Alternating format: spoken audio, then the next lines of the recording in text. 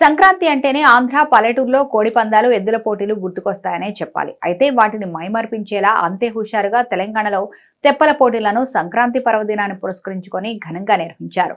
రాజన్న సిరిసిల్ల జిల్లా వేములవాడ అర్బన్ మండలం రుద్రవరం గ్రామంలో సంక్రాంతి పర్వదిన సందర్భంగా తెలంగాణలోనే రెండోసారిగా ముదిరాజు కులస్తుల సంఘం మత్స్యశాఖ అధ్యక్షుడు తునికి శ్రీకాంత్ ఆధ్వర్యంలో శ్రీ రాజరాజేశ్వరి జలాశయంలో తెప్పల పోటీలను నిర్వహించారు.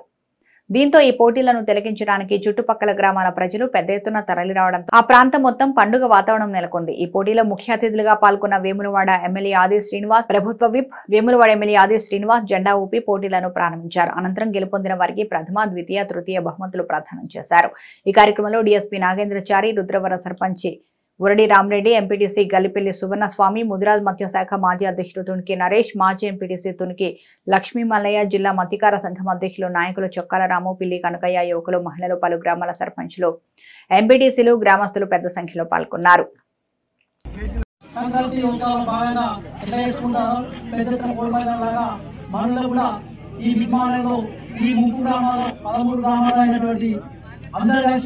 కాకుండా మన ఉదాహరించి పెద్ద ఎత్తున ఈ ఊరు పేరు దక్కేయాలని చెప్పి తెప్పల పట్టి పెట్టడం ఈ ముదిరాజి ముద్దు పిల్లలకు అందరికీ ప్రత్యేకంగా మరి వేదిక మీద పెద్దలకు మరి వేదిక ముందు అందరికీ ప్రతి ఒక్కరికి శిరస్సు నమస్తిస్తూ అలాగే ఈ సభకు ఇవ్వాలనుకున్నాము.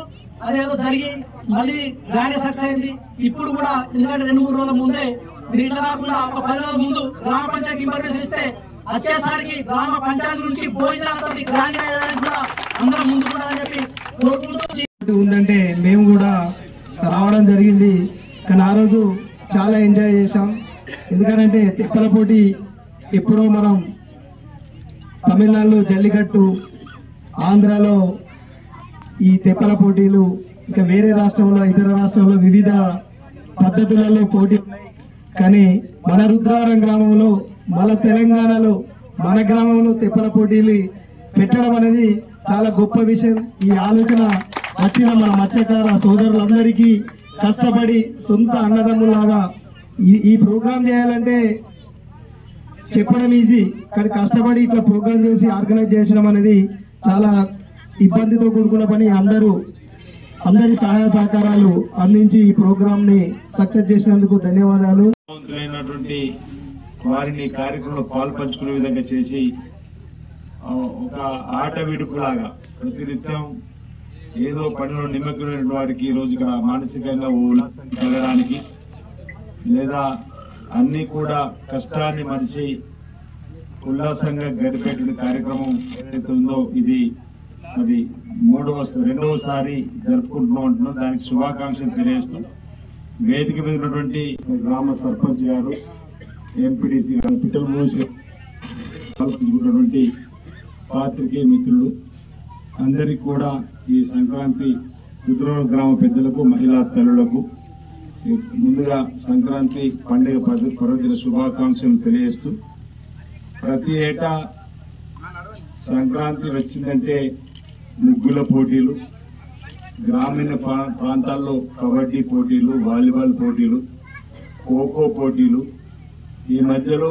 ఆధునిక క్రీడ క్రికెట్ వచ్చింది, క్రికెట్ పోటీలు జరగడం మన కానవాయితీ ప్రాంతంలో వస్తున్నటువంటిది. నిన్ననే శాతరాజ్పల్లిలో వాలీబాల్ పోటీలకు సంబంధించి, సిరిసిల్లలో క్రికెట్ పోటీలకు సంబంధించి కూడా సెలవులు వచ్చినాయి కాబట్టి ఆట విడుపుగా పని ఒత్తిడిని అధిగమించడానికి, శారీరక దారిని పెంపొందించుకోవడానికి, మానసిక ఉల్లాసాన్ని కూడా పెంపొందించడం ఉపయోగపడే విధంగా ఇలాంటి పోటీలు ఇతర ప్రాంతాల్లో పెడితే కూడా స్నేహభావాన్ని కూడా ఒక ప్రాంతం నుంచి ఒక ప్రాంతం పోయినప్పుడు స్నేహాలు కూడా పెరిగే విధంగా ఉండడానికి కోసం జరిగే ఆర్డర్ పోటీలు చూసాం. కానీ ఇక్కడ మనకు ముదిరాజు సంఘం ఆధ్వర్యంలో తెప్పల పోటీలు ఒక కొత్త ఆటను ఈ ప్రాంతంలో తెరపైకి తీసుకొచ్చి రెండోసారి జరపడం అనేది ఆనందదాయకమైన మాట సందర్భంగా చెప్తూ వారందరికీ కూడా తప్పనిసరిగా అభినందనలు అందజేయాల్సిందే. కొత్త ఆటను మన ప్రాంతంలో ఏదైతే రుద్రవరం గ్రామానికి సంబంధించిన వాళ్ళే కాకుండా వచ్చే సంవత్సరం చెప్తున్నటువంటి సందర్భం ఈ ముంపు గ్రామంలో ఉన్నటువంటి ఏదైతే మత్స్య కార్యక్రమం ఉన్నారో అందరినీ కూడా ఇందులో ఇన్వాల్వ్మెంట్ చేసే కార్యక్రమం చేస్తూ ఇంకా దీన్ని విస్తృతపరుస్తూ చేస్తామని మాట చెప్తున్నారు. కాబట్టి తప్పనిసరిగా మరి వచ్చే ఈ సంక్రాంతి పండుగ సందర్భంగా అన్ని గ్రామాలకు సంబంధించిన వాళ్ళని ఇన్వాల్వ్మెంట్ చేసి ఎవరికైతే అందులో పట్టు ఉందో, ప్రావీణ్యం ఉందో, ఎవరెవరికైతే పట్టు ప్రావీణ్యత అనుకున్నది ఈజీగా ఇప్పుడు డిఎస్పీ గారు వచ్చి నాకు నేను తెలుసుకుని వచ్చి ఈ తెప్పల పోటీలో పాల్గొనడం వచ్చిన సక్సెస్ అయినా చెప్పంటారు. అది అనుకున్నది ఈజీ కాదు ఎవరు కూడా. అంటే సాధన అనేది జరగాలి. ఎందుకంటే నీళ్లలో మనం చేసేటువంటి ప్రయాణంలో ప్రతినిత్యం కూడా ప్రమాదాలు జరిగేటువంటి పరిస్థితుల్లో కూడా మత్స్య కార్మికుల యొక్క జీవనాన్ని కొనసాగించడానికి వాళ్ళ కుటుంబ పోషణ కోసం చేపలను పట్టుకునేటువంటి ఒరవడిని నేర్చుకోవడం అనేది గీతా కార్మికులు తాటి చెట్టుకి దిగినా అది కూడా ఒక ప్రావీణ్యం కావాలి. అనుకున్నంత ఈజీగా ఎవరు కూడా కాదు. మరి ఒక రోజంతా కూడా చేపల వేటకు వెళ్ళేటువంటి వారికి ఒకరోజు దండిగా వేటలో కుటుంబ పోషణ తగ్గట్టు డబ్బు దొరకచ్చు, ఒకరోజు 2 రోజులు డబ్బులు కూడా దొరకపోవచ్చు. శ్రమంతా కూడా వృధా అయ్యేటువంటి పరిస్థితి ఉంటుంది. అంటే మనం చేపల వేటకు సంబంధించి ఇప్పుడు ఇక్కడ చూస్తున్నాం కానీ ప్రతి గ్రామంలో చేపలు అనేది అది చెరువును లోటిపోయేటప్పుడు పట్టేటువంటి పరిస్థితి ఎక్కువ సంఖ్యలో చూసినాం. మత్స్య కార్మికులకు లాభం జరుగుతుంది అంటూ కాబట్టి ఆలోచించే పని చెప్పే ప్రయత్నం చేస్తే తన సంబంధించిన అంశం మళ్ళీ మనం కలుసుకున్నప్పుడు అసెంబ్లీ తదుపరి ఏదైనా చూద్దాం.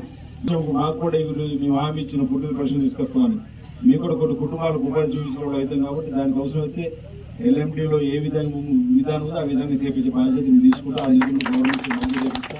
అందులో ఏమాత్రం అనుమానం లేదన్నమాట ఈ సందర్భంగా చెప్తూ మరి వచ్చే సంక్రాంతి పండుగ సందర్భంగా ఏదైతే పోటీల నిర్వహణ ఇంకా భారీగా జరుపుకోవడం మా సహకారం ఉంటుంది. ఇది మాట్లాడి చెప్పేది చెప్తే తప్పనిసరి ఉంటుంది. ఆ క్రమంలో కూడా దృష్టికి తీసుకోరండి. కాకపోతే ఆ రోజు ఒకే గ్రామం కాకుండా అన్ని గ్రామాలను ఇన్వాల్వ్ చేయాలి. చేసి అందరు చేసినట్టయితే ఉదయం పూట వచ్చి మధ్యాహ్నం భోజనం కూడా ఇక్కడ చేసుకొని సాయంత్రం పోయే విధంగా ఉన్నట్టయితే ఇంకా బాగుంటుంది. ఆ కోణంలో మా సహకరించదన్నమాట ఈ సందర్భంగా చెప్తూ